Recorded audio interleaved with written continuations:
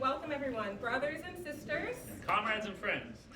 My name is Tondi Farley. I work with the Professional Staff Congress, that's CUNY Staff and Faculty Union. I am also here representing the Professional Staff Union, which is our internal staff union as the Secretary-Treasurer. And I'm Ben Bath from AFM Local 82, and we want to welcome you to the first public forum hosted by Left Labor Project.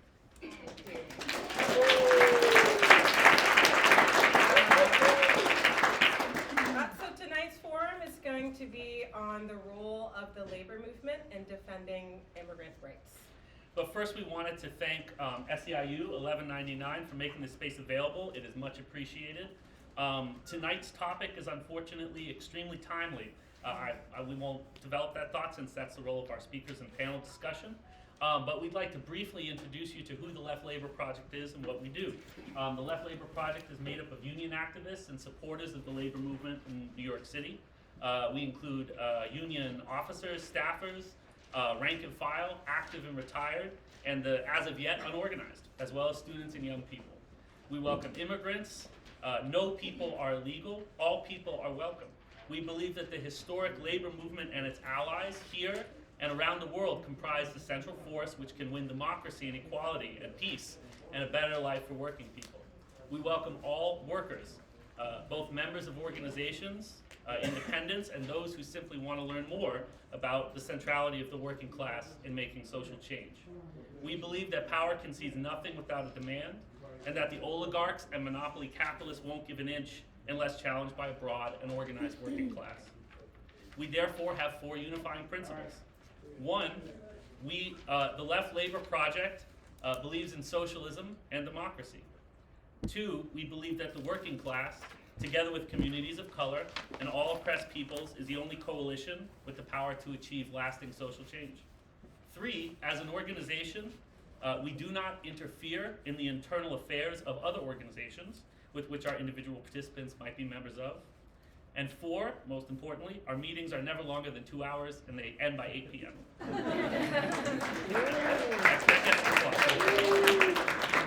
Okay, so before we jump in, I'm going to explain a little bit of the flow of the meeting, and then I'm also going to introduce our keynote speakers and panelists. So we're going to hear opening remarks from Bahari Desi. We're going to follow that by Dr. Patricia Marzón, Brandon Mancilla, and Ligia Gualpa. So after we've heard from our panelists, we're going to open the discussion and hopefully have a really robust conversation. We have a couple of questions that we're going to first pitch to the panelists, and then we're going to throw it open to everyone else to kind of come through with their questions. Just to note, we have 2 minutes per speaker, so we're going to try to keep it as equitable and keep the flow moving as much as possible. So without further ado, I'm going to do a brief introduction for the panelists and keynote speakers. So Bahari Desi is the executive director of the 28,000 member New York Taxi Workers Alliance. That's a union of yellow cab, Uber, and Lyft drivers. NYTWA's campaigns have won back billions in wage theft recovery and debt forgiveness for drivers who bear all the expenses in the industry and also pay raises. NYTWA is the first organization of independent contractors to hold a charter with the AFL-CIO.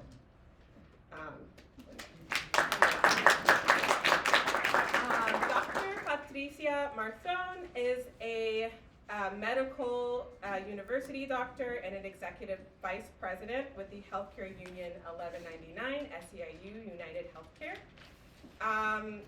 She has also worked with community-based organizations in the pharmacy division. So that's SEIU United Healthcare Workers East. Previously, she worked on administrative and management sides of medicine, including the director of business development and operations for a series of office-based surgical practices and clinics in New York City. She chaired the DEI committee on the H&H bears and translated for the Haitian refugees in Buffalo, New York, which is really exciting. Okay, we also have Brandon Mancilla, okay. So Brendan Mancilla, he is the director of UAW Region 9A, and he was the first president of UAW Local 5118. Mancilla has also worked for UAW Local 2325. Thank you for being here. And we also have Ligia Gualpa. She is the executive director of the Workers' Justice Project. She played a leading role in building Los Deliveristas Unidas, or Los Deliveristas Unidos, and is spearheading government partnerships to establish public charging stations and rest hubs for New York City delivery workers. And it also says here, we want to congratulate Ligia and the WJP on their most recent victory in winning $16.2 million in stolen wages.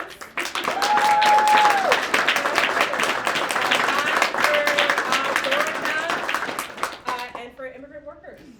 So we're really excited to hear from you all. And we will begin with our keynote speaker, Baravi Desai.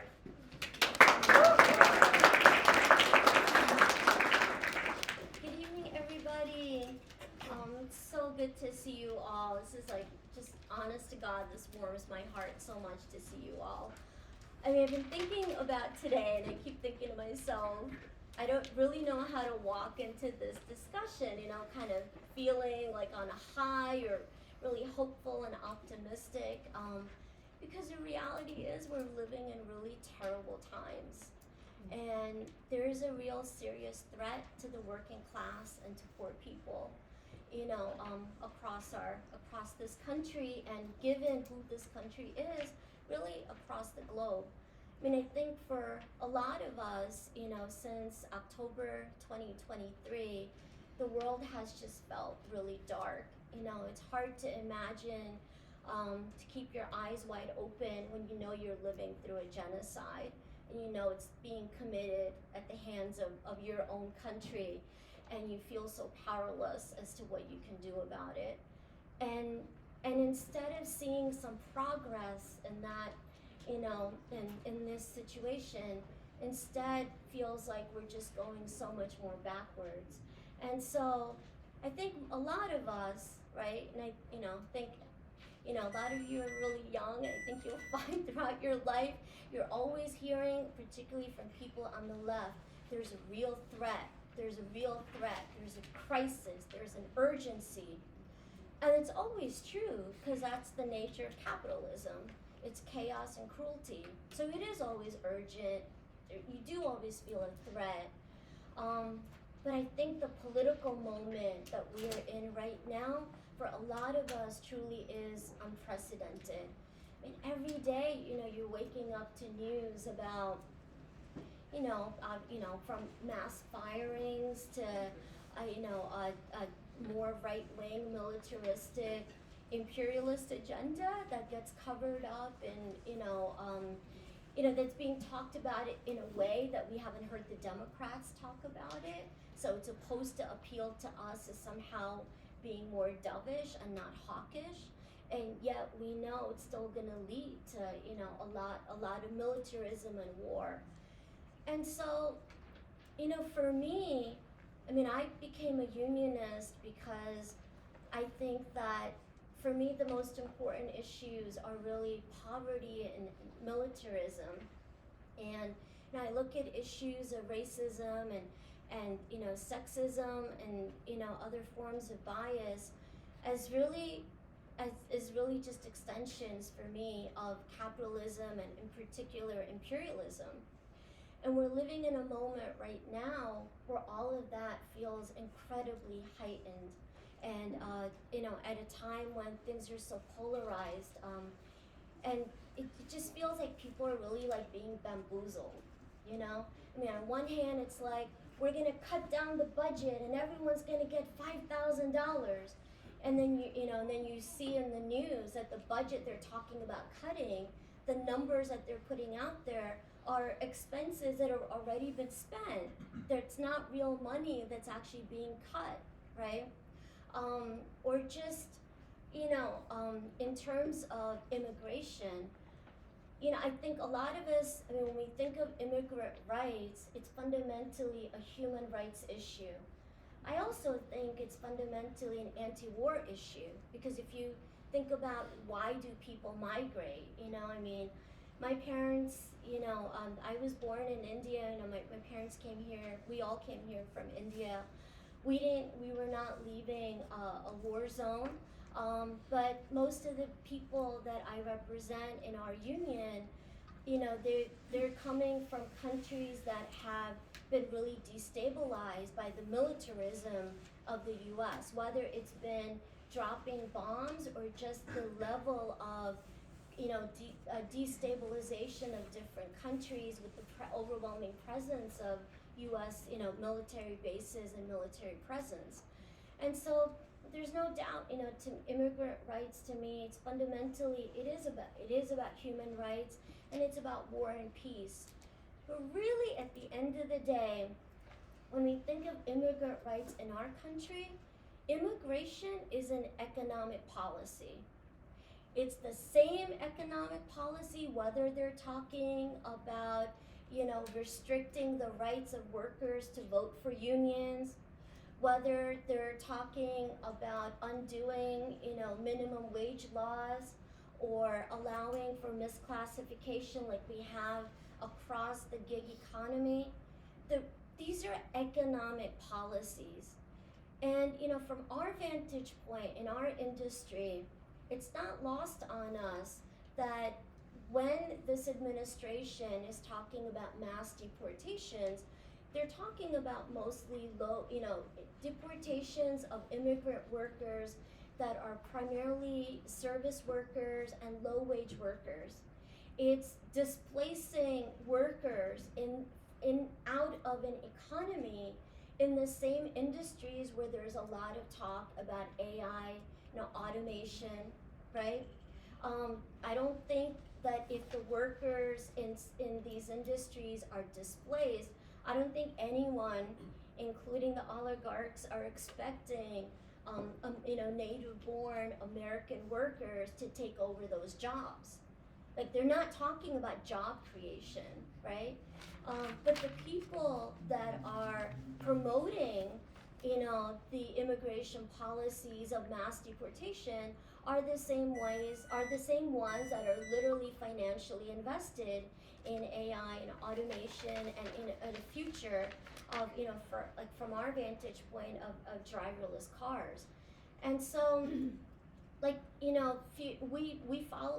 we've had to follow Elon Musk very closely for a long time, because while, our members drive Teslas, and while actually the stocks for Tesla have actually been tanking, what particularly even going back to news from last September, October, last fall before the election, there was so much talk about the hopes for Elon Musk really lie in driverless vehicles.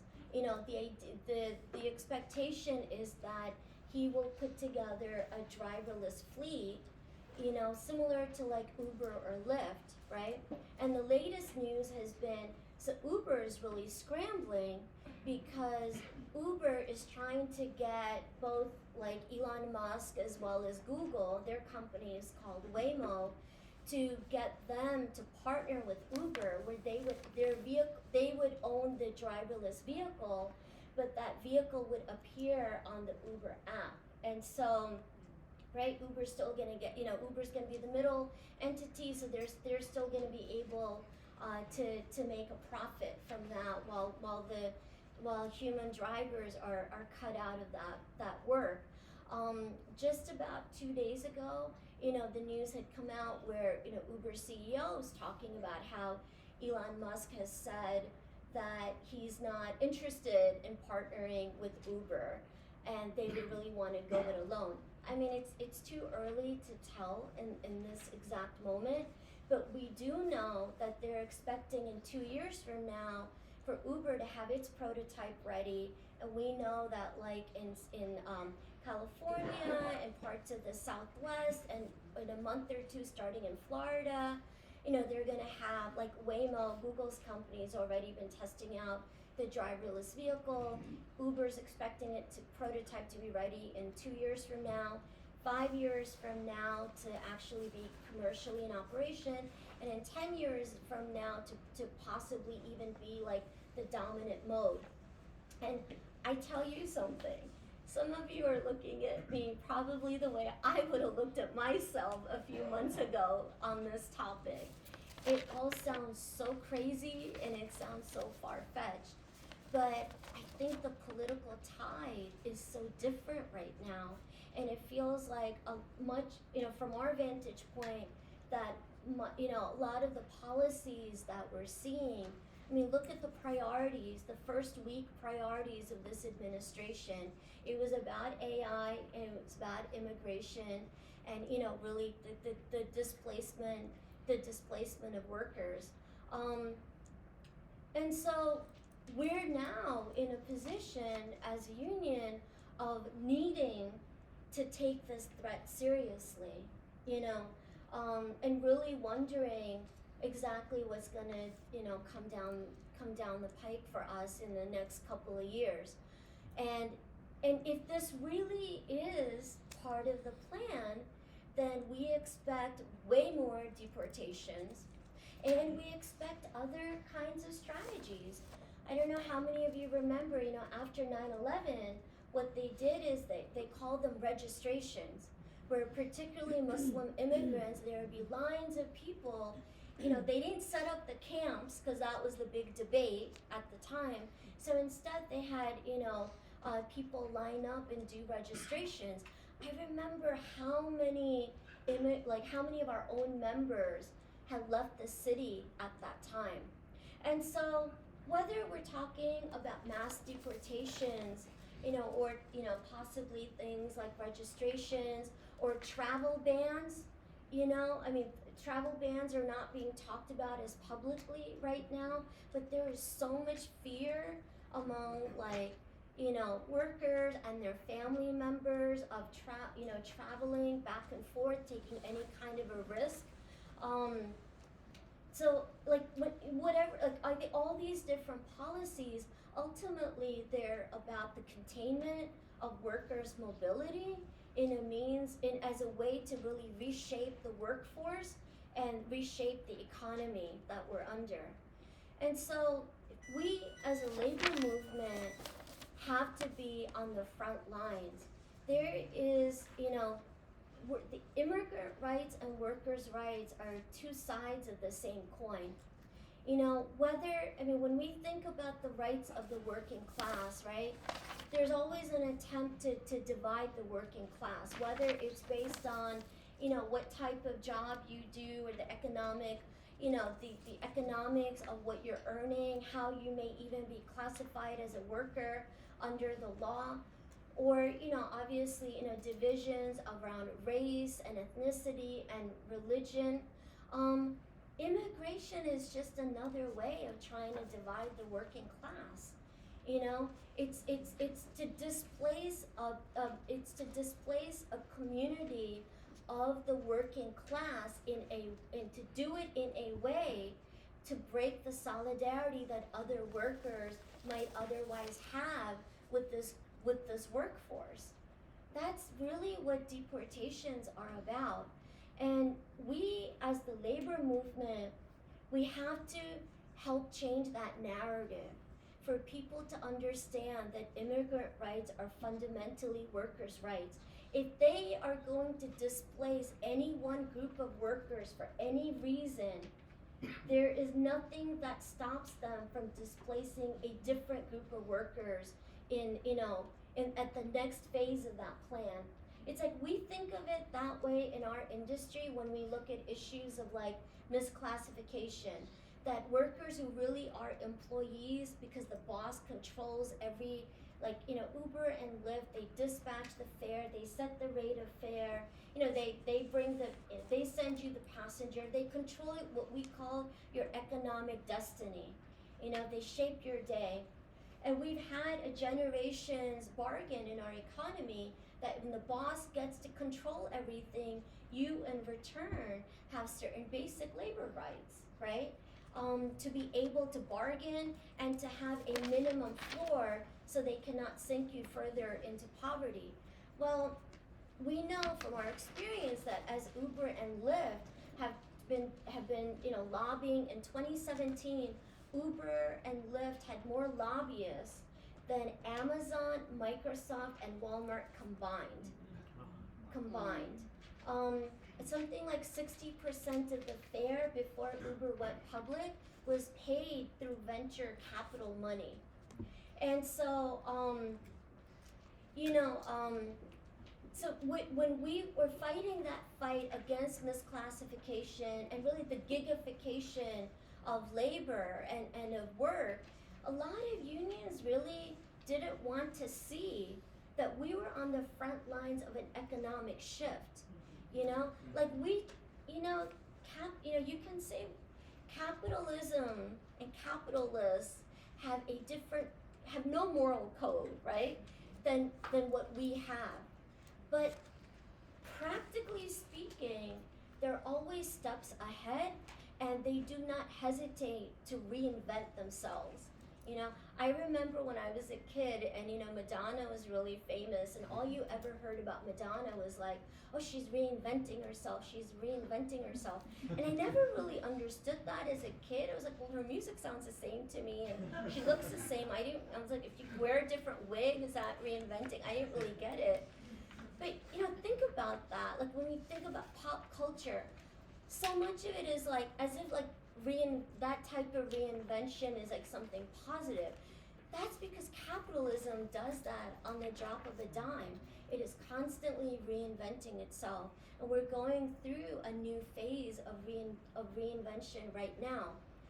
We as a labor movement and as a broader working class movement, we have to find ways of changing the narrative so people understand that all of these issues, whether we're talking about tax breaks for the ultra-rich at the expense of Medicaid and Medicare, the privatization of Social Security, the stripping down of the National Labor Relations Board and the Department of Labor, and the gutting of federal workforce and civil servants who are majority people of color and women, or it's mass deportations. These are all the same attacks. They're fundamentally attacks on the working class, and they are fundamentally a test on the ability of the working class to see through them and to rise together through solidarity. And nobody is in the business day to day of solidarity like the labor union. Workers know you sometimes cannot survive, literally stay alive without each other. Poor people know that in their neighborhoods. Working class people know that. You take care of each other, and workers know it, whether it's on the assembly line or you're driving on the Bruckner and you could have a flat tire, and no one's gonna stop for you unless it's another yellow cab or what we call a TC plate. It's a taxi and limousine commission plate. That same sense of solidarity that workers live off every single day to survive, we as a labor movement have to find ways of interjecting around these different issues, particularly around the issues of immigrant rights, whether it's turning out on the pickets, helping with defenses, or really continually saying immigrant rights are workers' rights. That Trump's immigration policy is a labor policy. It is an economic policy. It is not just the business, but it is the existential duty of the labor movement to be on the front lines of labor policies and economic policies. And just one very last point that I want to make.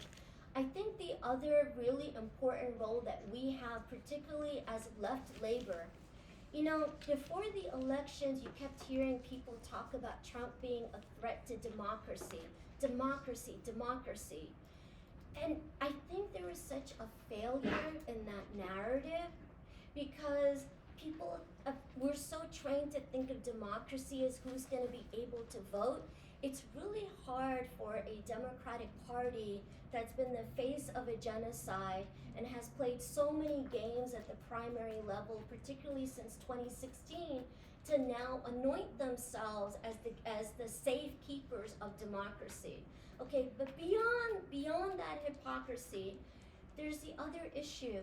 Democracy isn't just about who is able to vote. Democracy is fundamentally about the equity in our economy. And we really failed to build a narrative around that, and that oligarchy, the extreme consolidation of wealth, is an issue of democracy, not just because those who consolidated that wealth control the rules and law of the land and therefore the distribution of wealth, but they also control, through that they control people's everyday life. Who gets to put food on the table and how much food they get to put on the table? Those are issues of democracy, particularly under capitalism and in a time of unprecedented oligarchy. And I just don't think anybody else has the clarity, the consciousness, or the language to talk about these things besides left labor. And so I believe that is our role, and honest to God, that's why being in this room and seeing all of you, that's why I feel a sense of hope. Thank you.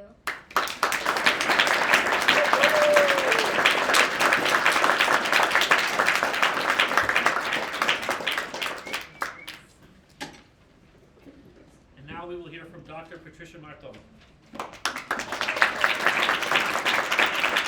Good evening, everyone.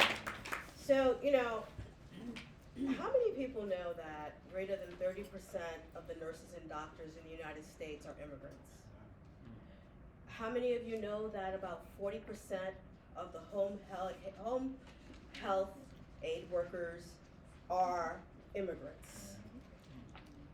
If one person raised their hand, could you imagine if some of the policies that we continuously hear coming out continue to progress, where we will be as a society trying to provide health care to everyone that needs it? The Institute of Taxation and Economic Policy in 2022 said 96.7 billion. Do you know what that number is for? $96.7 billion were generated from undocumented tax contributors. So what does that say to us? Well, 60% of that goes to the feds, 40% in New York State, and it was about $3 billion for us here. But of the 60% that went to the Fed, 34% of that went to social insurance programs. Social Security, Medicare, and unemployment. Something that if you are an undocumented taxpayer, you don't even qualify to get. They contributed more to our economy than they can possibly ever cash in. And I'm gonna tell you, they have tax credit restrictions, are less likely to claim a refund, and let's use their tax preferred retirement and investment incomes. Why do I say this? Because in that year, they documented 11 million undocumented workers that paid taxes, but they were 3.4% of our population. Guess how many made up our workforce? And I'm not just saying healthcare, the American workforce, 5%. So what happens when we lock them out, drag their kids out of schools, go into hospitals, drag patients out of their beds, pull them out of clinics, not have our lawyers represent unrepresented minors or minors that are alone in this world. What are we doing to our society? I don't know about you, but I cannot sleep at night. I am a Haitian American, and I'm gonna tell you, there is not one person, whether you're from Venezuela, whether you're from another country, that I don't know that's going through a lot of problems right now. Because the thought of them losing the people in their family, or friend, or neighbor, to what's going on, and not really taking into consideration the full picture of what it means to deport people without having a proper process is a problem. So I know a lot of people think, well, they're undocumented. How can it? No, they're somewhat documented. Let's be clear.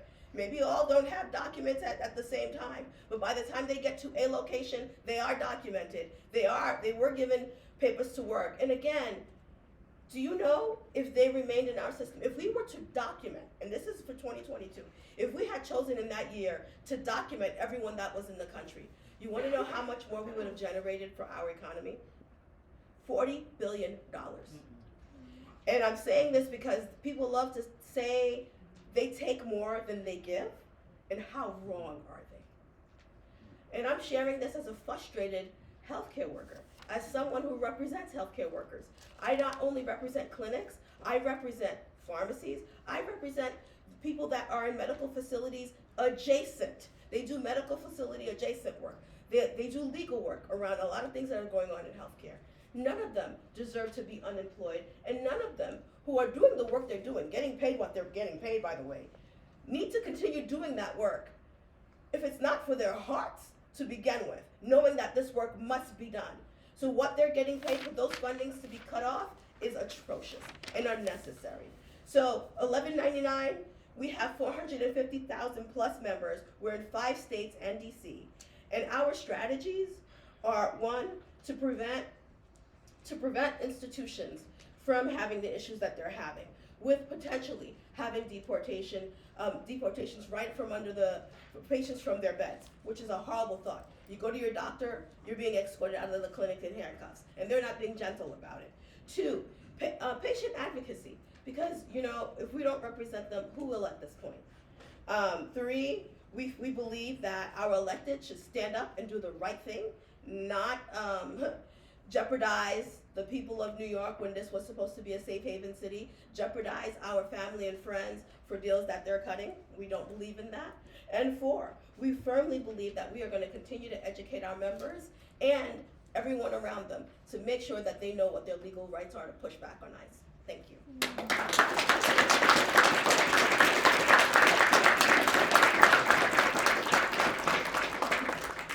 Thank you so much. We will now be hearing from Brandon Montier. All right, thanks to Left Labor Project, and thank you to the panelists. I especially want to say that I'm honored to be on a panel with Bhairavi Desai, who's a hero of mine, someone that every time I get a phone call from her, I have to pinch myself and just be like, oh my God, that's Bhairavi calling me, that's crazy. So I just want to say thank you for her words and her leadership, especially now in these times. I myself am the son of formerly undocumented immigrants in this country. My family left Guatemala during the Civil War in the early 1980s. They were escaping war, they were escaping poverty, and a very tumultuous time in the history of my country, especially with a lot of support from the U.S. foreign policy establishment at the time, right, to destabilize the country in the effort to beat out communism and whatnot. So this is an incredibly personal topic for me. I'm also standing here not just because I'm became a union member and an elected union leader, but I'm here also in this position because of the labor movement itself. My family, my grandfather, when he came to the United States, he immediately started working in a packaging industry, and it was a union job. So he was one of the few, I think, Central American migrants at the time who found a union job, right? A job that was able to provide him a living wage, retirement security, a path to buying a home, which was unheard of in the 1990s for a lot of folks from Guatemala, and still today, right? Folks from Central America continue to be some of the most exploited, and abused workers in our city and in our country. So this is very much a story of the power of the labor movement, right? To transform lives, right? When you build a labor movement and a union movement, my dad's also a 32 GPJ SEIU member. When you build a labor movement that welcomes in immigrants, right, and organizes, immigrant and U.S.-born worker together, that's the key to building power, right? And I think we can't forget that today. I'm going to latch on to something Bhairavi said, which was that this is a question of economic policy. And I think that's very important. We had a leadership meeting earlier this morning with the Region 9A UAW locals in New York City, in which we touched a lot about just what the future path is during the Trump administration, Trump 2.0. We've heard a lot of pundits, right, talk about the need for an economic populism, and that's definitely true, right? Economic populist ideas work, right? Working class centered ideas, right? More jobs, more opportunities, making life more bearable for working class people is a great way to get away from both neoliberalism and also the appeal of Trumpism, right? Especially as we've seen increasingly, including in our state, in our city, working class communities of any background have started voting more and more for the Republican Party, right? But I want to add an amendment to that, right? It's not just economic populism, right? It's economic populism rooted in working class struggle. Why struggle? Because struggle, in order to succeed, right, requires unity. And the only way to build unity is through solidarity, which inherently brings different kinds of workers together, right? That's the way you win a strike. That's the way you win a record contract. That's the way you win an organizing drive. That's the way you win transformative legislation. That's the only way, right? So to me, it's not just which politician is going to say the right things, right? Or which formerly neoliberal Democratic senator now has speaks a different tune, right? Because they realize where the country's going. It's also about the experience of collective struggle, right? That's what the key is, because it's through that struggle that different people come into contact, learn how to organize and build together, have conflict. That's key, right? Have conflict.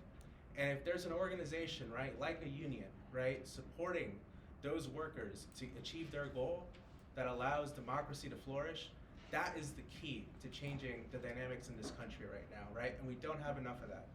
How do I know that? Because union density right now is the lowest it's been in decades, right?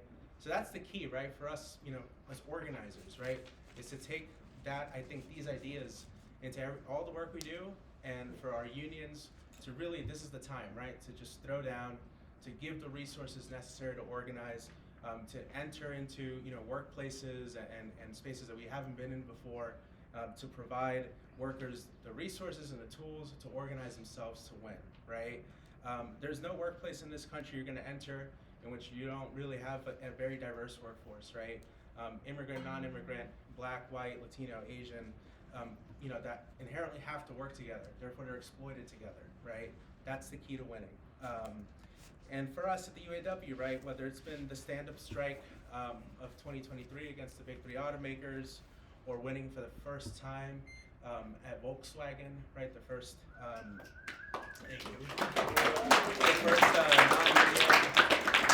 transnational plant in the South, it's been the same keys, right?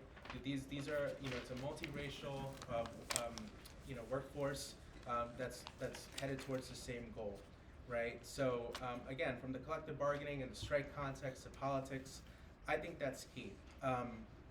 Because we know that the decimation of the working class in America, whether it's been through the loss of good-paying manufacturing jobs or the rise of opioids and the drug crisis that so many communities are facing, through the rise of mass incarceration as a supposed solution to all these things, all of these things has facilitated the scapegoating of immigrants, right?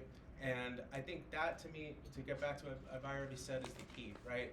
To frame immigration, illegal immigration, etc., as issues of class politics and as issues that are an obstacle, right, to building that solidarity that we need. And I think if we're rooted in that, if we have a plan, right, and a vision to organize around this, I think we're going to be able to finally provide an alternative to Trumpism and to the neoliberal democratic establishment. Thank you, everyone.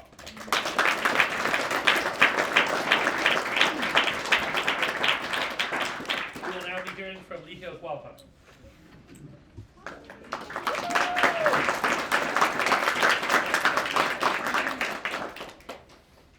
All right, so great to follow up with great speakers. So, anyways, yeah. So for those that may not know me, my name is Ligia Hualpa. A little bit about me: I'm actually immigrant myself as well. That migrated with my parents, and I just want to share a little bit of. I think it is important to recognize that the entire nation has been built out of immigrants, right? So the immigrant story, I think it's a collective story. We all share that story because whether it was the one that just arrived recently, whether it was the one who arrived decades before, I think we're all following, and our parents and our generations have been following the same dream, which is that American dream, right? And I think we tend to forget that. That story has been about opportunities, about prosperity, about the ability for our kids and generations to come to have the ability to have the freedom, the opportunities to live with dignity. And I want to reflect that because that's our collective story. And I think we're living a critical moment where we want this government to divide us, right? To see that we're different, that we don't share that collective story. That Actually, we don't. you use the immigrant. Hey, you use the immigrant. You're a lobbyist. She's a lobbyist, brother. Sorry, you don't care. You don't care. You don't care. She's a lobbyist. You don't care that she's a lobbyist. This is another time. Sit down. Sit down right She now. doesn't pick up the phone. Sit down right now. Sit down right now. Sit down right now. And that's coming from a Trump supporter, by the way. Who has wear his Trump hat, has show up to immigrant rallies. Who's the host? You the host? You the host? You the host? Sit down right now. You're the host. Sit down right now.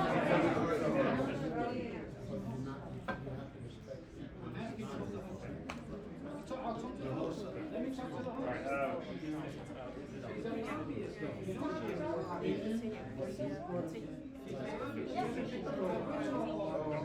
take this outside?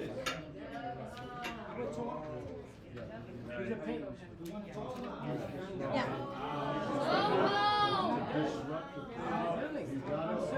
Disruptive. Get out. We're trying to have a I'm conversation. asking you who's the host. We are. You're the host. You're the host. We are the host. All the hosts stand up. Hosts stand up. You're dirty. All the hosts stand up. All the hosts stand up.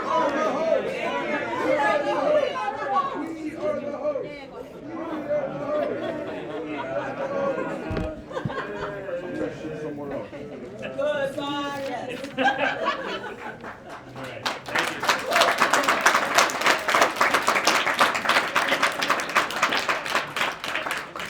This is somebody that both Ligia and I know because comes out of an organization that is paid by Uber to undermine the work that we do in our industry.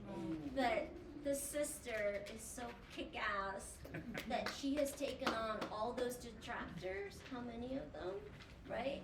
Because it's an entire company union that's funded by Uber to attack our work. So, but you know what? They only attack you when you're effective, so. There you go.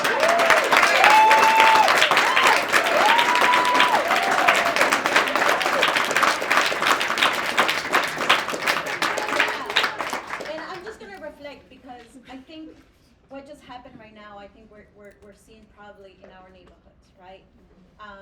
And that's the reality, and I think we need to reflect. It is very sad and very unfortunate that our communities are divided. And are divided because we're living in a moment where we have a government that has failed us in every part of our hearts and in our communities. And we have a democratic government who has failed our communities, who has used our communities, and who has really pretty much sold our neighborhoods. We're living in a moment where we have corporations who are pretty much in power, right? And we have, in New York, I think it's a perfect example where we have a city government and a mayor that has pretty much sold the entire city to developers, right? Which is true. We have a governor who's pretty much not willing to act and protect and do her job, which was elected. And that has played a critical role on making sure that our communities continues to distrust not only our democratic government, but I think the organizing process that really needs to take place in our communities. And this is why you see not only Raul, but you, and this is something I see in my neighborhood too, where we're having meetings where we're not divided. I think about where we see our hearts and where we see our hopes be. I think what we're divided as about what issues we want this country to be heard. And I see that as an opportunity to organize, as an opportunity to talk, as an opportunity to have hard conversations that often we're not willing to have or our communities are not willing to listen to. And I think this is a moment where we need to start thinking about how we creatively start having those conversations in our communities. And it's hard, and I think we need to start at home. And we need to start thinking not also ourselves as workers, but also as consumers. And I was gonna start the conversation with a quote, and I think this is also reflective of the power that we can have in this critical moment. And this actually goes through one of my heroes that I get my organizing inspiration from, which is Cesar Chavez. Out of when he started organizing, he said, "Who gets the risk? The risks are given to consumers, the unsuspected consumers and the poor working force. And who gets the benefits? The benefits only are for corporations and for the money makers." And that's the reality. We are consumers.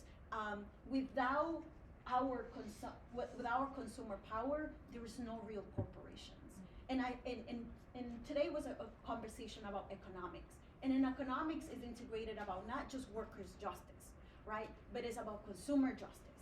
It's about, somebody was saying it here, is about healthcare justice. So we need to start thinking about how we incorporate our collective movements and our collective fights to make sure how we can make strategic changes.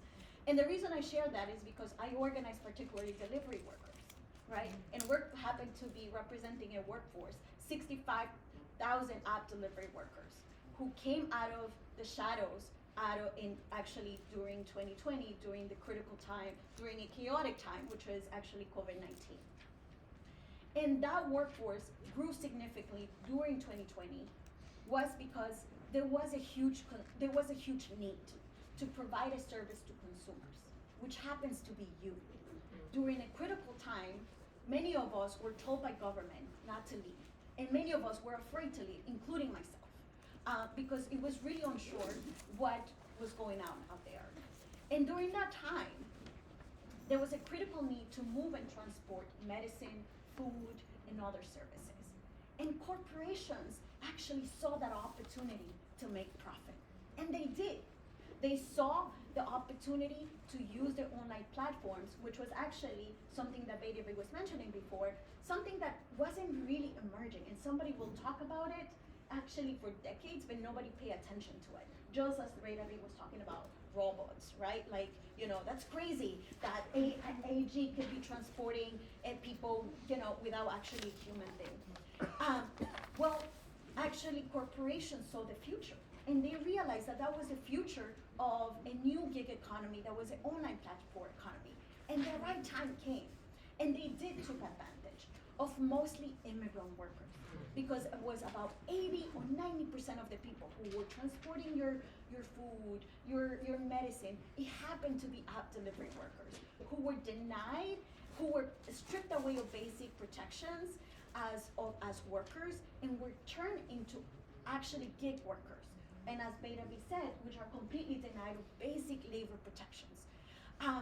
And during that time, what that meant was that workers were not entitled to a minimum wage. We're not entitled to healthcare. We're not entitled to the basic need, the basic protections that we take for granted these days. And workers have started organizing and challenging the power of big app delivery companies during a time that they didn't saw was coming. And workers actually started organizing, not, and I think it is important to understand that, not because they were, they saw a critical time and it was a strategic. It was out of necessity. It was out of crisis. It was out of desperation that they thought that it was either I try to survive or die, because it was about dying at that moment, that they thought that it was about organizing, that organizing was the ultimate thing to survival. And they did that. And they did it because they needed to survive. They needed to leave. And we took, as organizers, we took that opportunity to say, let's bring people together to win what was at that moment so critical, but also let's build a movement that can last long and bring changes for the entire industry. And the reason I'm sharing that story is because that's exactly the moment we're living now. It is a moment of crisis. It is a moment of fear. And our communities are living on fear. And I think this is the critical moment where we all need to have those critical and hard conversations and use every fight that we're having, because we're all getting attacked, right? Whether you're a worker, whether you're a consumer, whether you're a renter, whether you even healthcare workers, we're all getting attacked. But this is a critical moment where we need to start responding. But organizing is the only response that we have and the ultimate solution to bring our communities. And I think this is a time where we need to start having hard conversations about where we want to have those conversations. And those conversations need to start in our communities, in our neighborhoods. And I'm super excited because this is a moment where, like David was saying, like, we can build solidarity. Solidarity is the key to really confronting corporations and even corrupt, legislators who are in power, and we have the power to put them out of office. But in order to put them out of the office and bring people that really are going to represent us, we need to start educating our workers, our consumers, our community members about that, not only voting, but organizing, and democracy, it starts in our kitchen tables.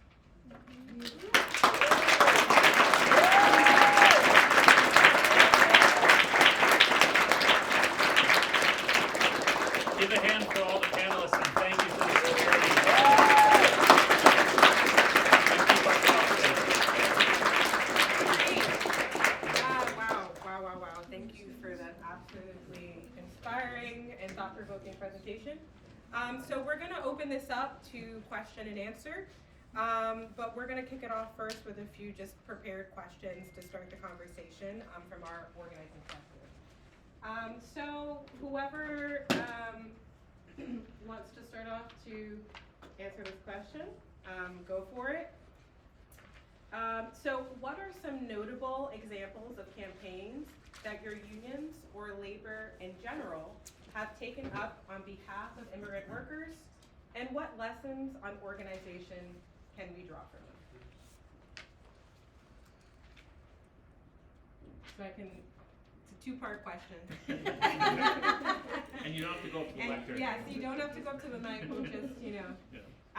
But so what are some notable examples of campaigns that your unions or that labor in general, your organizations, have taken up on behalf of immigrant workers? So we'd love to hear from y'all about that.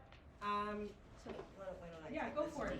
Sure. So 1199, we at one point were very strong on making sure that TPS was extended for many countries, and we would, during this campaign, we brought people to Washington D.C. to go testify.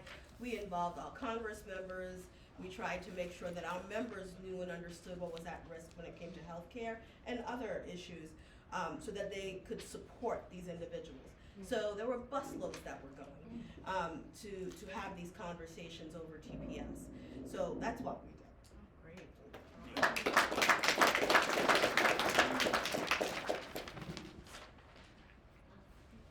Go for it.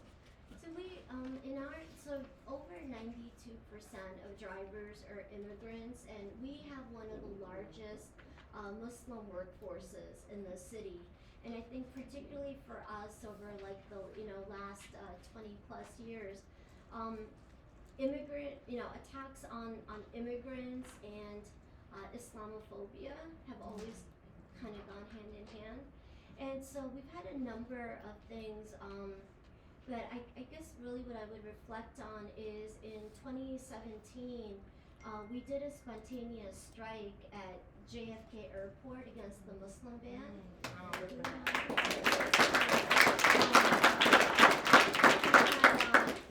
We shut down, we helped to shut down Kennedy Airport as immigrant rights activists had really taken it over. And the reason we decided to strike is because a few days earlier, we had a different spontaneous strike where we shut down the airport because one of our members, a day before a rally against Cuomo, was assaulted by an airport dispatcher. And so out of solidarity, our members shut down the lot. So this is a massive lot. It holds up to about 700 yellow cabs at a time. And so nobody would move. And they brought out dogs and tow trucks, there were cops everywhere. And our members sat down and they said, we're not moving till the union says we can move. Because they arrested our member after he was assaulted. So anyway, we had done this spontaneous strike, and so when we saw the immigrant rights activists going on to the airport, the Terminal 4, we said, you know what? If we strike at the lot, they're gonna divert the police force, and we know it's like a pretty tiny police force at the airport. And so we ended up doing a spontaneous strike. And it did work. They did divert the force, and we had no idea people were even paying attention. We got home and saw delete Uber was trending, because while our yellow cab members went out on strike, Uber started to use surge pricing to incentivize people to take their service and all. But that strike was also the culmination of just a lot of different campaigns that we have done through the years. I don't have an answer for this, but I'll share the question that we have ourselves, which is, I think, really trying to understand why is there not that type of a similar militant response to this episode of Trump? And that really, it's not an answer, but I'll just share with you, that's actually the question that we've been grappling with. Yeah.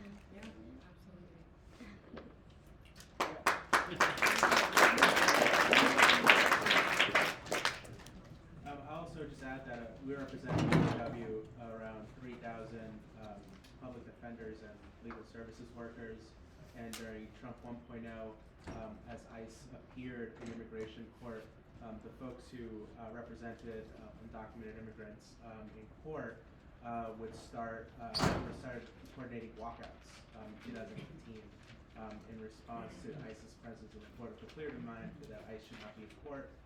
Undocumented immigrants have due process rights, and they should not be threatened or taken in those settings. So that's a long-term fight. It's a fight that I'm also curious as to how that kind of gets sparked up again today, but yeah, there's definitely concrete examples of direct action.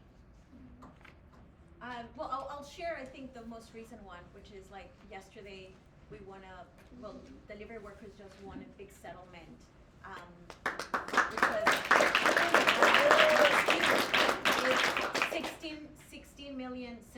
$16.75 million that will go into the pockets of delivery workers, mostly immigrant workers. So that's huge. And it's only for 3 years, which is from 17 to 19.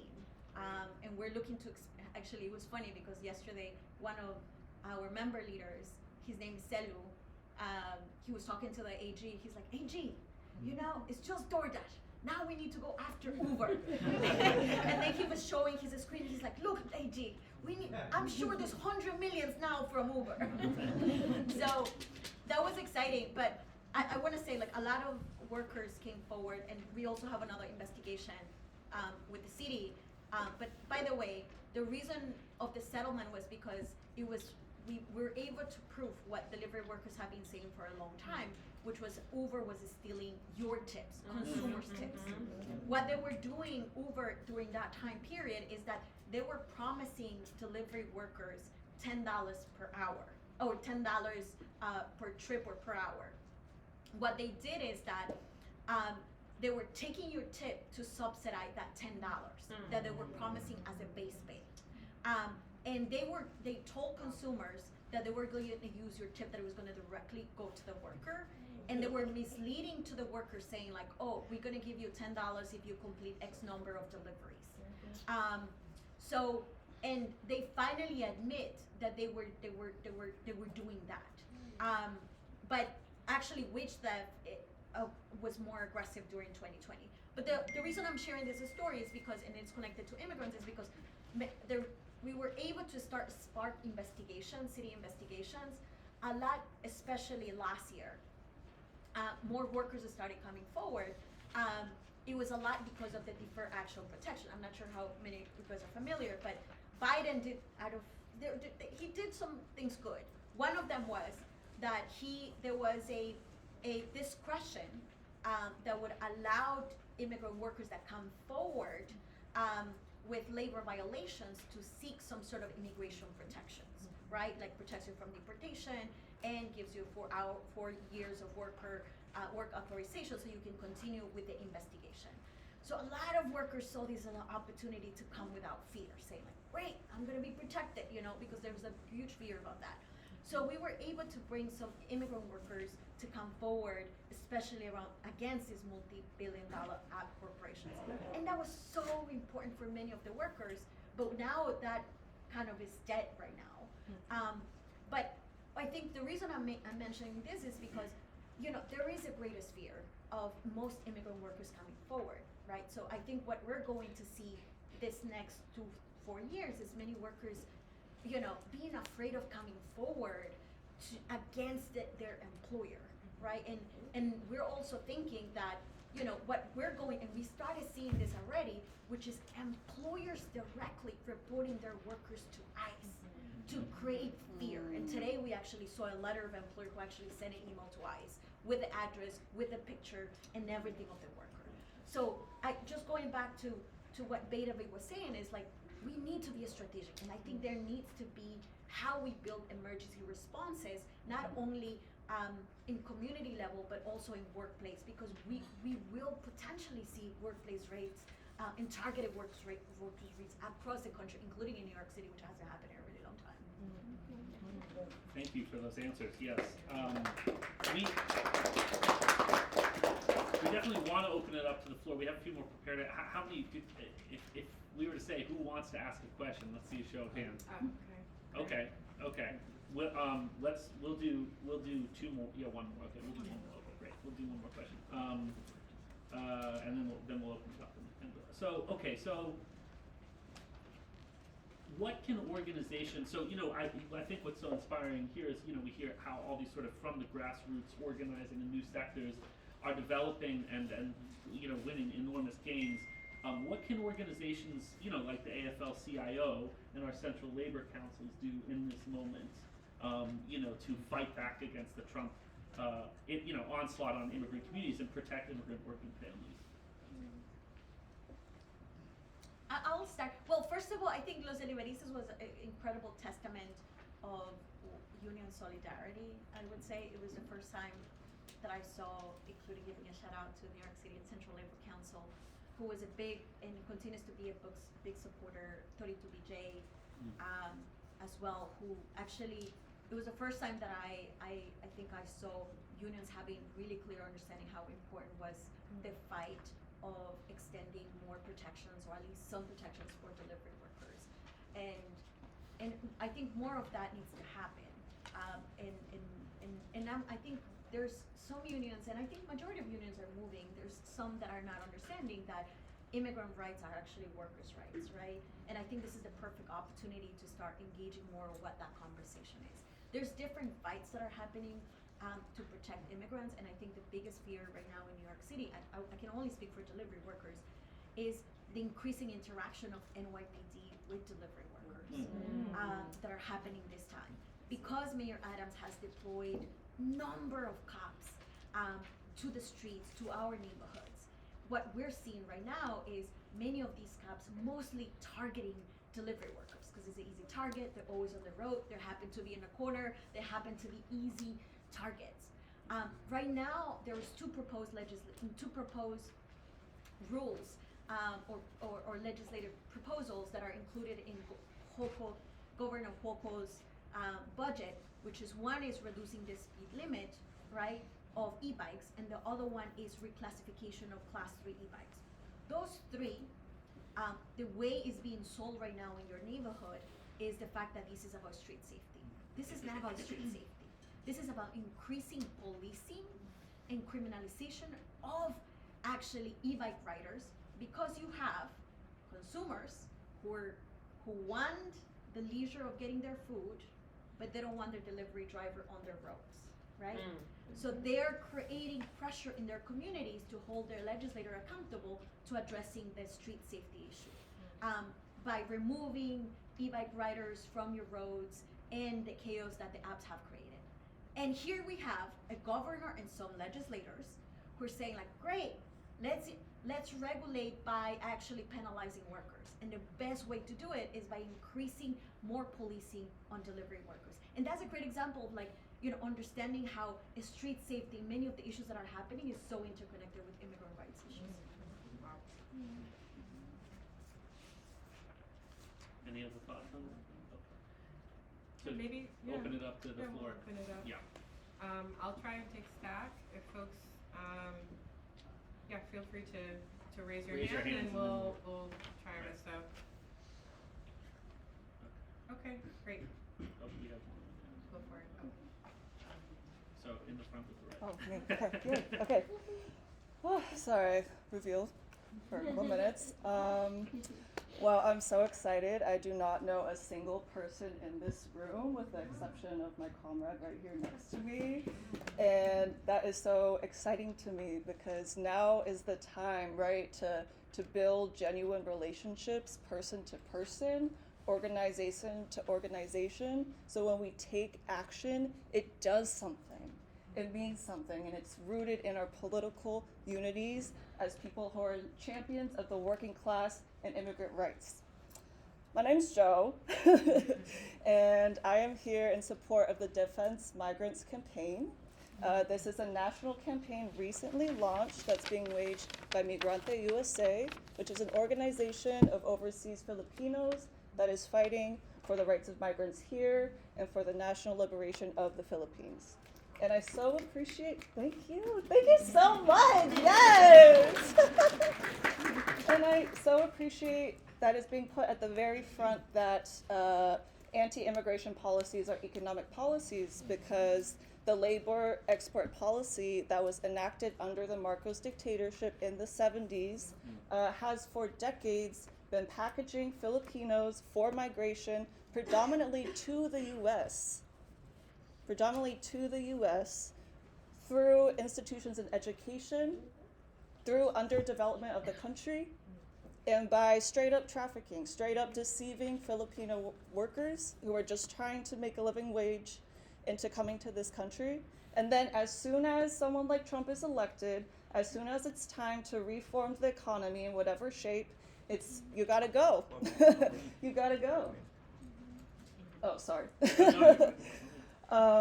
So yes, thank you for putting that at the front. I'm also here in support of a local campaign that's being waged by Immigrant, New Jersey and New York, Justice for Denmark and Jovi. Thank you. Denmark and Jovi are two Filipino migrants who have been living in the US for years. They're two caregivers who, at their home care agency last fall, were assaulted by a patient and unjustly detained by ICE on trumped-up charges. Jovi, facing very few options, chose to voluntarily leave the country, but Denmark remains in the custody of ICE. And this week, we are mobilizing our Filipino organizations and allies for a week of action to campaign for Denmark's release and to demand the Philippine consulate, which is supposed which is supposed to give funds to overseas migrants who are in distress to give Denmark the funds he needs since he is out of a job, facing very harsh conditions in this ICE facility, and his family needs to eat. Thank you. Thank you. Wait, can I ask a question? Sorry. Yes. Sorry, I've never done this before, so I'm like, energy coursing through my veins. So the question I want to ask, is how is organized labor advocating for the rights of undocumented workers in the workplace, particularly workplaces that are predominantly undocumented workers, or temporary, often trafficked workers under J-1 visa programs where unions are present? Thank you.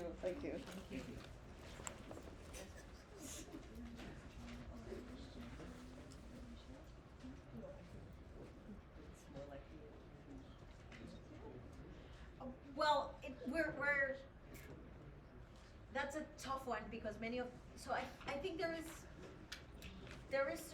a real issue in certain industries, and I think depends on certain industries particularly, because I think the biggest challenge, at least that we have seen with immigrant workers, has been that there have been entering more in the gig economy where there is few protections. So very often unionizing is not a right and a protection. I'm speaking specifically for domestic workers who we organize as well. Also gig workers in the app delivery work.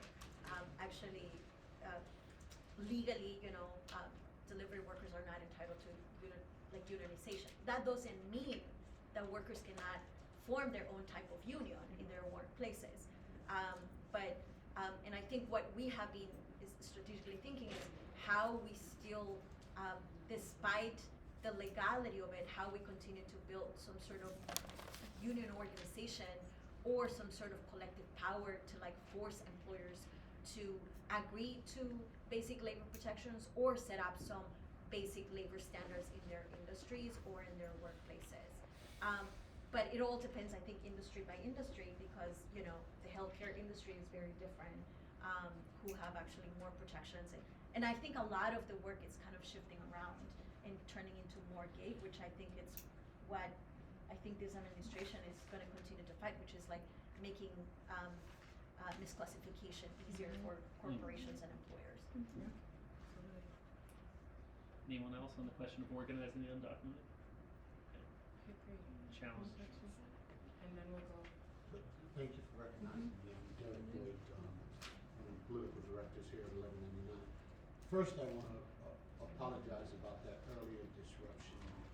We don't have to all share the same opinion, but in the halls of our establishment, our disagreements have to be expressed in a non-threatening and a non-disagreeable way. So we apologize for that and hope that you're okay.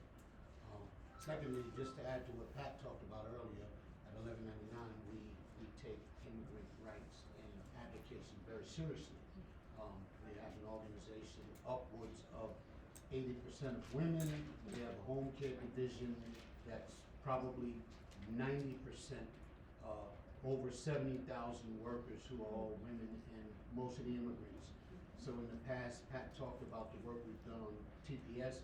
We've also done work on DACA, which is Deferred Action for Child Arrivals, where we worked with legislators to try to draft legislation to extend the rights for those young adults who are undocumented to be able to have temporary protective status and be able to work here in the country. It seems like every time we get in the red zone, the goalpost keeps moving for immigrant rights, which is the reality right now under 47. One of the things that we're doing currently is partnering with the city and other progressive organizations like the Central Labor Council, where we are providing know your rights trainings for immigrant workers so that they understand when they're faced with some of these situations, how to actually advocate for themselves.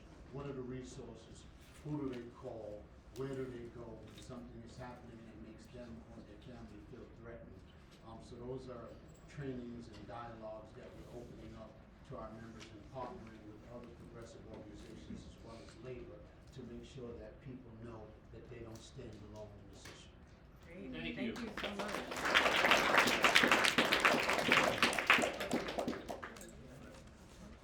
Yeah. Okay, hi everyone.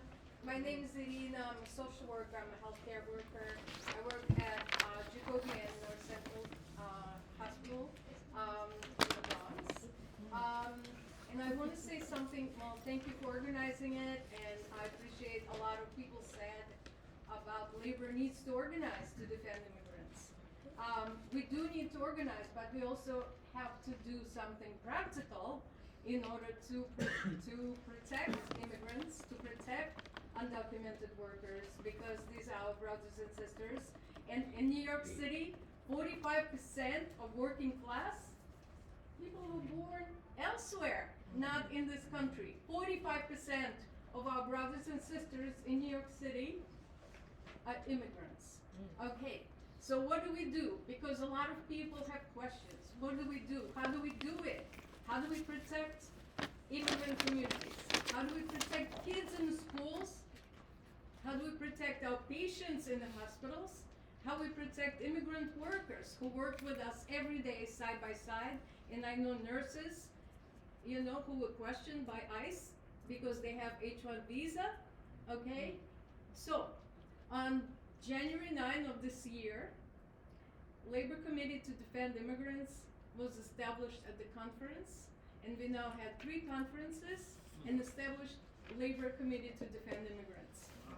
This committee has representatives of many unions and many labor organizations, and I see some faces here who've been to our conferences.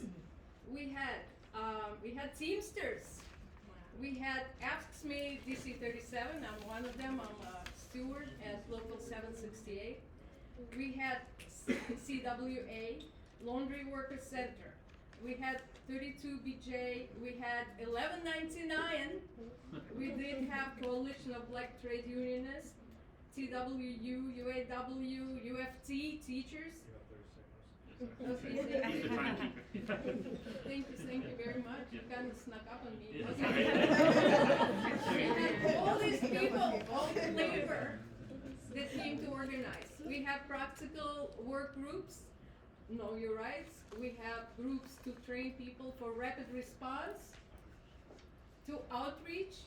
We have people who train ourselves and train others. And we would like people in this room, if they would like to join us, to come to me.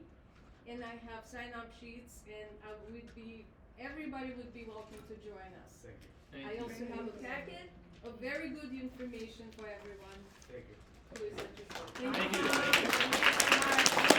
Okay. Do you want to go to this side of the room? Yeah. We're going to keep folks to 2 minutes just as a... Yeah, sorry, right, 2 minutes, just to reiterate. Okay, yes. Hi, my name is Colleen Dunban. I'm a Teamster in Local 804.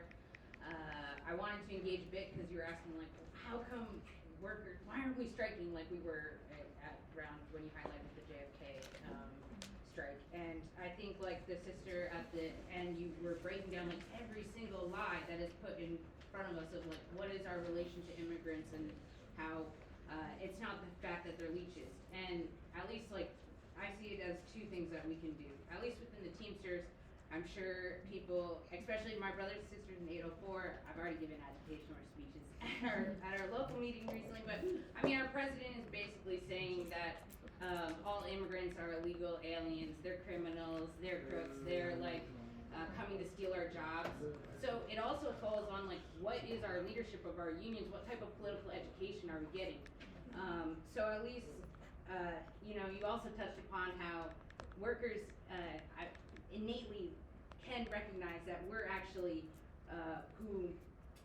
we have a lot more in common. We do need to learn our cultural differences and our racial differences and what separates us, because we can't have narrow outlooks, but all of that falls secondary to, like, our class position and the fact that we're exploited. So in Teamster Mobilize, I'm on the steering committee. It's a group of a bunch of rank and file Teamsters. We're not going to wait and sit around for a president to continue to put forward all this racist rhetoric, because these words do matter. They do infect the way we relate to our brothers and sisters. So we are having a meeting on March 5th. We made a statement calling out Trump's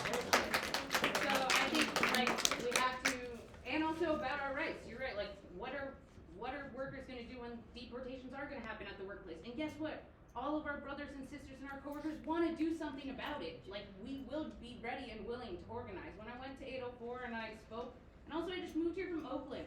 But I've been like working class my whole life, and it just goes to show that like if you're in struggle with somebody, like they're like, come on in. You know, like everybody was like, hell yeah. Like I got hooting and hollering and warmly received. So I think we have to be bold to call out all the lies that we see, all the racist rhetoric, and really inspire ourselves that we're not just linked together because we're exploited, we're linked together because we can also like overthrow this whole freaking system. And you're talking about capitalism is a dead end, that we do need conflict, and that's true. So we have to like, yeah, work on some day-to-day stuff, call out the bullshit, and keep remembering that larger goal. Thank you. Great. All right.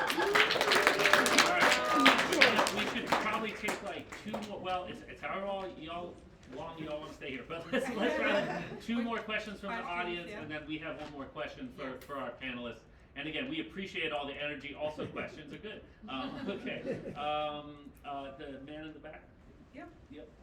No, that's you. With the Yep. red button. Yes. Hi, I'm Larry. I'm with the National Writers Union. Mauricio is also with the National Writers Union, the head of our sindicato. We were very active during Trump 1, where the crisis was a lot at the border, and we sent members to the border. And at that time, we was part of the UAW, which actually sent subsidized members to go to the border to be part of the campaign there. And you may remember that journalists who covered the crisis from Mexico, before they could come back into the country, their phones and devices were seized and copied by at the border. Anyway, we set up a committee in New York and Tucson, Southern California, and I think for us, the big question is a rapid response. What do you do when there's a big raid, which is coming? And so, how do we get hundreds of members to a detention center in southern Manhattan or in Brooklyn? The block vans should go to the airport, and I think that's something we should concentrate on. Thank you. Let's have maybe 1 more from the floor. Well, all right. Yes. Okay. Yeah. Lobbying for the person in white. Yes, go for it. I just have a quick question. Yeah. You briefly spoke about immigrants and people who are undocumented being worried about coming forward about having their wages stolen. Right now, what would your advice be to people who have had their wages stolen, who are undocumented, who are worried that if I go to city government, if I go to the state government, the national government is then going to ask those more local officials to then give my information over? What do you think is the current risk of that? And you might not be able to answer this question also. Maybe someone repeat the question also. Yeah, do we want to take more questions, or? Oh yeah, should I yeah, answer? maybe we'll take a. Okay, then we can answer. Yeah. Okay, so there was the person in the front and the person with the whitish gray hair in the back. Okay. Yeah, let's have those 2 folks as well. Then let's cap it. Yeah. So go for it. Hi, I'm here from Atlanta, and you all know that the struggle to stop cop cities has spread all around the country and is particularly urgent here in New York. So I'm just wondering how you all see your work organizing documented and undocumented labor intersecting with the struggles against Cop Nation, but also with the larger international struggle alongside Palestinian workers. Okay, and then let's take the one back there. Hi, my name's Lucy. I'm a member of 1199, and I work in one of the criminal defense offices that Frank was talking about. And during Trump 1.0, we mobilized, walked out when the ICE came to the courts. There was also a whole big, both political and legal movement to keep ICE out of Rikers. Like all of that, they're fucking everywhere. Like they're in Rikers. Right, DOC is now putting people's immigration issues on their website. Like it's just like it is flood the zone, right? And I think Balaji asked the question of like, why don't we have the same reaction?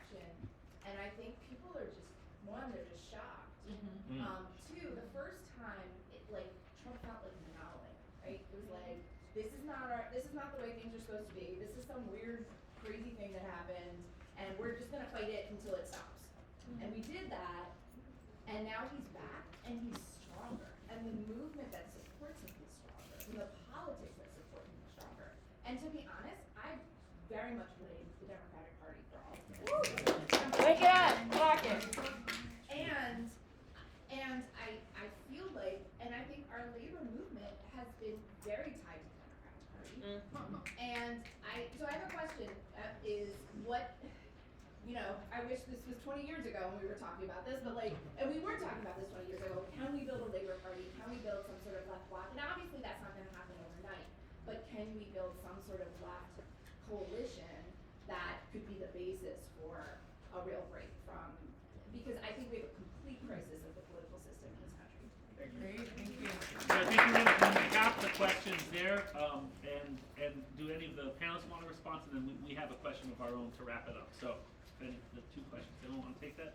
Maybe I can respond to the wage stuff, and then others, you know, I think, I just wanna say that I think we're struggling with that too right now, just being honest and transparent, because it is a scary moment where we have had workers that have actually told us like, and they have actually come where we are encouraging to file a complaint, and they have said no. And one of the things that we started thinking about how we do things differently, and you know, there's something more powerful than collective action. So I think that's where, you know, we're thinking about where, as a strongest strategy to start, making sure people can come forward safely, which is about how we can build collective action, which is like easy things like, you know, dropping off a demand letter with not just, they're not going there alone, but they're going with other community members. And that, I think that's linked to emergency response. And I would love to see like how we can do small like collective actions, not only with workers, but also with community members, because I think that's a way we can start sparking solidarity and other conversations as well about what's happening in different neighborhoods and different workplaces and industries. You know, I just want to address one thing that Lucy brought up. You know, people are in shock, but I don't know how they could possibly be shocked that Project 2025 was a real agenda of Donald Trump. So I think that's part of the problem. They need to get beyond the fact that they actually voted for someone who was going to do all those things, right? And then have to deal with their neighbors and look them in the face and say, okay, I messed up. Now what do I do? I think we got to take them on a journey to get them to the point where they understand, okay, I made a mistake, nobody's blaming you for it, but now we need your bodies in the street with us. We need you to come out and support us to protest everything he's doing. I think that's one thing that's gonna really move them and change their behavior, and have them recognize that, okay, we know you might not always be happy with someone you vote for, but this is the time we need your voice. We've done it before. We voted for politicians that didn't carry out what they were supposed to do. And what did we do? We went and protested them. We protested them. Just in this case, you might not want to bring your undocumented with you. So that's, you know, we're just gonna have to do it. We're gonna have to fight him at every single opportunity we have. We cannot lie down and not respond to him.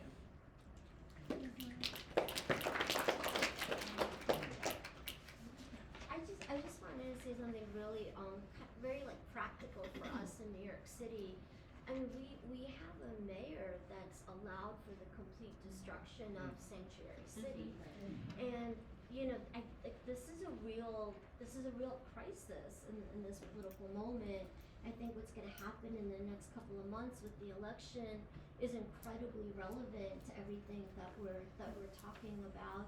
You know, I mean, there's a way in which, right, ICE has had more access and more presence throughout, you know, our neighborhoods to Rikers, and it's unbelievable. And I do think part of like for us in New York City, you know, see, I think the shock is very real for most, you know, for people across the country. But then in New York City, there's the double shock of what's happening locally, I think, for us.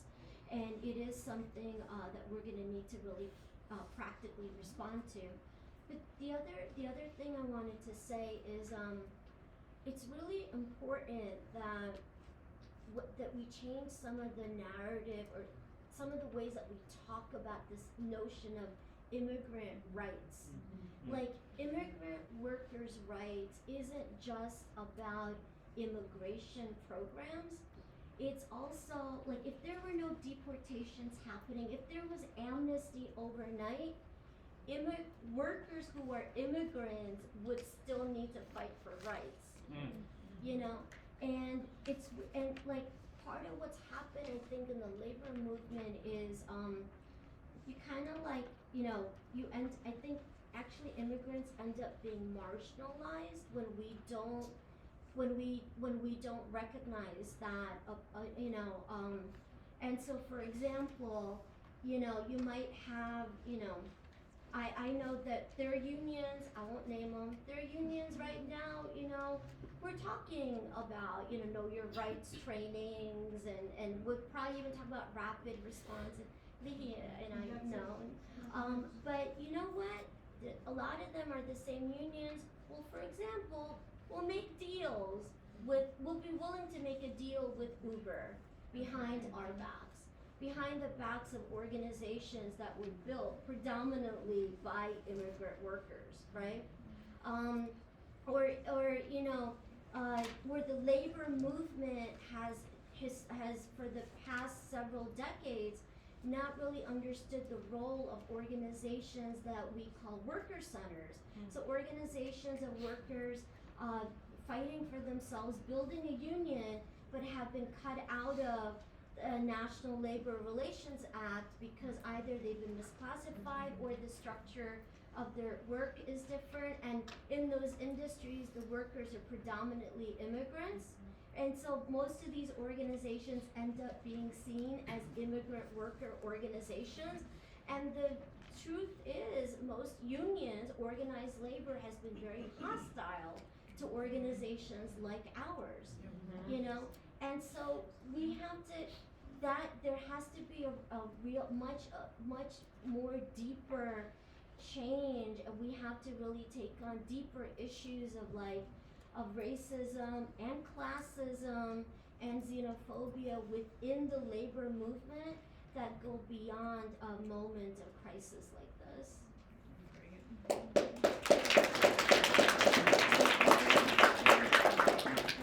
Yeah, I'll just say, there's many reasons why the Democratic Party lost in this past election, but I think even if, let's say, like, the concrete reason in a poll people give for why they voted for Trump or didn't vote at all isn't Palestine, I think Palestine was very much a death sentence for Joe Biden and Kamala Harris's campaign.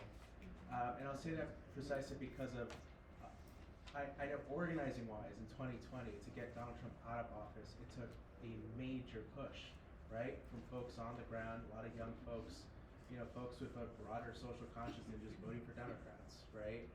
And that's precisely who was lost, right, during this election cycle. So I don't think the Democratic Party is going to contend with that question, right? So I think just like they're not contending with the fact that they lost working class voters, right, in many ways. And I think that's a key political question for all of us, I think, involved in thinking through left labor, politics. And so I think for us, I think we should be confident that the two things are true, right? Working class people want justice, and working class people do not support war, right? They don't. And so, whether or not, working class people understand the dynamics of Middle Eastern politics or understand all the the history of Israel and Palestine, I think they can pretty easily get behind a policy of no more support for genocide and no more support for foreign wars, right? That also take away from our ability to support, our working people in the United States. I think that's the key, and I think we can build something for sure. Thank you. The committee has one more question, for everybody here, but also we'll address it to Brandon. We hear your international president has called for general strike. Really? Yeah. Yeah. I don't know. Do y'all know that? So May 1st, 2028. And But we got a May Day coming up real soon, May Day 2025. So I guess for everybody here, we're wondering, both in the short term and the long term, what do we do for May Day 2025, and how does that relate to May Day 2028? Yeah, so I think they should be dress rehearsals for May Day 2028. Okay. So yeah, get together with your unions, you know, whatever movement organizations you're a part of, and get out to the street. I think there's a lot of coordinating going on about what to do on May Day 2025. There was a great May Day demonstration last year in the city. And yeah, if you're part of a union, or you haven't, you know, you're thinking of organizing for the first time, right? Organizing your workplace. You know, when you get to that bargaining period, think of May Day 2028, or technically April 30th, 2028, as the expiration date. That's going to be, you won't want to miss it. All right. Well, thank you very much to the panelists for participating, and thank you to the audience for coming. We hope that one of the things that comes out of this meeting will be that all of us can work together within our respective unions and immigrant rights groups and community organizations, and to work with us, the Left Labor Project, to help build May Day 2025. We see this as central to our work to help build with you all towards May Day 2025, May Day 2028, and beyond. Yeah, and we hope to see you all at our next organizing meeting, which is here on March 10th, and at our happy hour on March 21st, which is always a lot of fun. So if you have not signed up in the sign-in sheets, please do so. Solidarity forever, and have a great